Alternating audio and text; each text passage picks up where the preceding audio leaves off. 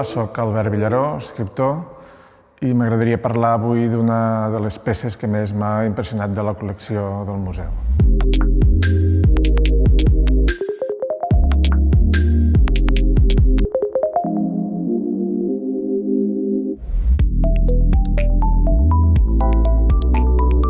Les muntanyes sempre hi han estat, però fins al segle XIX no les hem fet protagonistes de la pintura.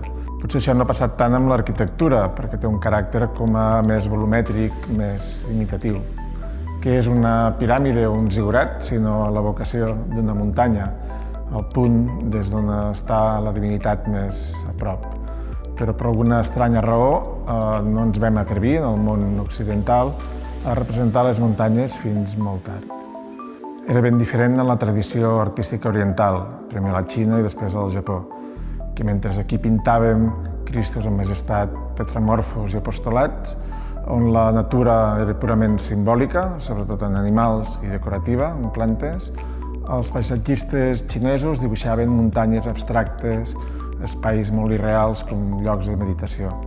De fet, la definició de paisatge a la tradició xinesa era pintura de muntanyes i aigua. Però els pares de l'Església abominaven de les muntanyes, precisament perquè no apareixien en el relat de la creació. I el primer cop que se'n parla de la Bíblia és precisament arrel del diluvi universal. I consideraven que les muntanyes eren fruit del pecat dels homes. Al món occidental, l'alta muntanya era un territori hostil, on només s'hi aventuraven els pastors i els viatgers, i només travessant els ports, mai no pujaven als cims. Hi ha un vers molt cèlebre, la Chanson de Roland, que diu «Allà dalt hi ha les valls i les muntanyes tenebroses».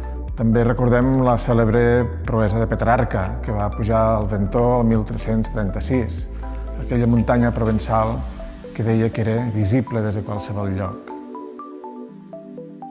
Durant tot el gòtic, les muntanyes que apareixen als fons dels retaules són telons, són decorats llunyans, purament decoratius. I la natura que apareix en els llibres miniats i els bestiaris o està totalment domesticada, amb conreus, amb vinyes, amb vergers, o és l'escenari de caceres, una extensió del poder feudal, com el que apareix a les il·luminacions del llibre de caça de Gastó Phébus, el comte de Foix, de la segona meitat del segle XIV.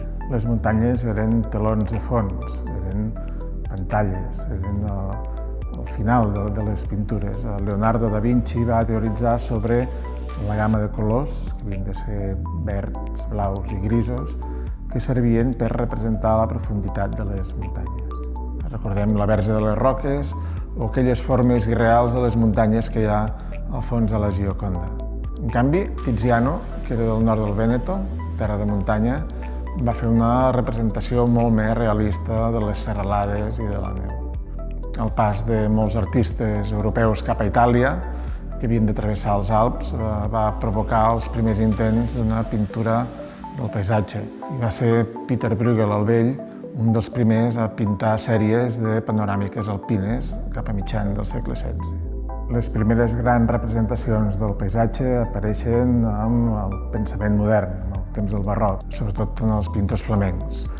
També és el moment en què la natura s'hi comença a fer una aproximació científica. En aquest període, allò que abans havia estat un teló de fons es converteix ja en protagonista i els humans, els homes que apareixien en les pintures del Renaixement, cada cop són més petits i més insignificants i guanya protagonisme la natura. D'aquí a l'explosió romàntica només hi ha un pas. És el moment en què les muntanyes apareixen en tota la seva esplendor. Hi ha també grans reptes tècnics, com representar els jocs de llum, com representar les tempestes, les nevades. És, per exemple, el mar de muntanyes que va pintar Friedrich, aquell és on es veu l'heroi per primer cop d'esquenes. És el moment en què també hi ha els primers gravadors que s'aventuren pels Pirineus i totes les representacions que fan són exagerades, són molt més amenaçadores i hostils que no pas les muntanyes reals, perquè són percebudes encara com un medi molt hostil.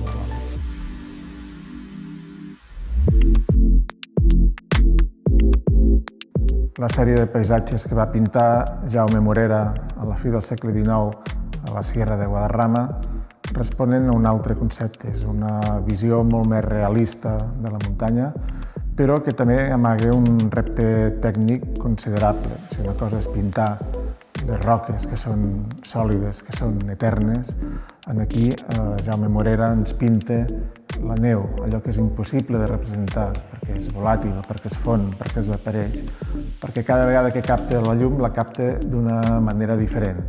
I els paisatges de muntanya de Jaume Morera aconsegueixen pintar allò que és impossible de pintar.